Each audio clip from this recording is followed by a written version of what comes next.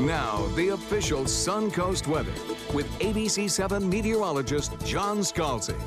Yeah, as Ray was saying, a very warm afternoon with, again, temperatures that are going to break the 90-degree mark most everywhere, and feels like temperatures that will be up near 100 to 105 degrees today. So stay cool out there. Dew point coming in at 73, air temperature at 88, southeast wind at about 5. We've got some fair weather clouds building. So far, not much in the way of any rain showers around, but that'll change. 88 Wauchula, Sebring, Lake Placid, 88 Arcadia, Northport, Myakka, Parish Bradenton, Lakewood Ranch, Northport. Temperatures are pretty uniform because of that wind that comes at us generally out of the east over land, which doesn't allow for any cooling effect whatsoever from Gulf waters. 90 in Venice, 88 in Inglewood, 87 degrees Longboat Key. If you look across the region today, this is our water vapor imagery. Remember, it's a great product. It shows us where the swirls and motions are in the atmosphere, where the dry air is, where the moist air is. Moist air in turquoise, dry air in tan. We have just a little bit of that drier air kind of sneaking into the forecast picture today, slightly reducing our rainfall chances. Not a great deal, but a little. 10% or so. So we'll have a little less coverage than we had 24 hours ago when we had some actually pretty good storms around. Right now things are pretty quiet all across north central Florida, but yesterday we had basically a pretty good explosion of showers and thunderstorms, although now things are quiet. I think in about a 4 or 5 hour period we'll start to see those showers building in inland areas and then drifting toward the coast, just as we saw yesterday. So across the nation, a couple of things we're watching. This big ridge of high pressure directing our winds out of the southeast remains fixed and unchanged, basically, since yesterday. Just a little more dry air filtered in.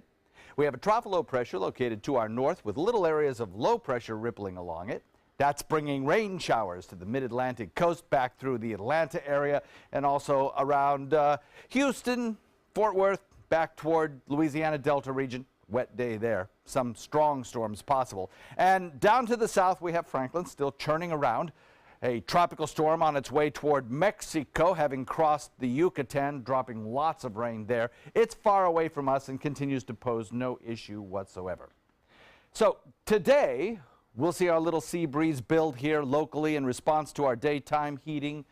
And that sea breeze will kick off a line of showers in inland areas, and that easterly wind will tend to push them right back to the coast. So west movers, once again today, west moving storms. Lots of sunshine around and that high heat index making it feel so sticky. Showers on this computer model show lining up along our sea breeze front and then pushed toward Gulf waters by that easterly wind flow. Same scenario as yesterday, just fewer of them. That's the only difference.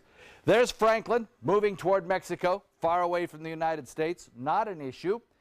Further out in the Atlantic, we're going to continue monitoring this rather benign-looking cluster of clouds. 40% chance down the road that we could see some development there.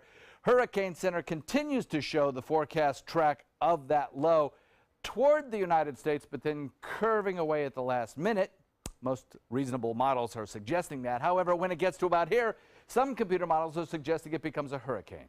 So obviously, if you have something this close to the United States that's becoming a hurricane, we got to keep an eye on it. And so through the weekend, please do keep advised the latest forecast track and intensity of that system.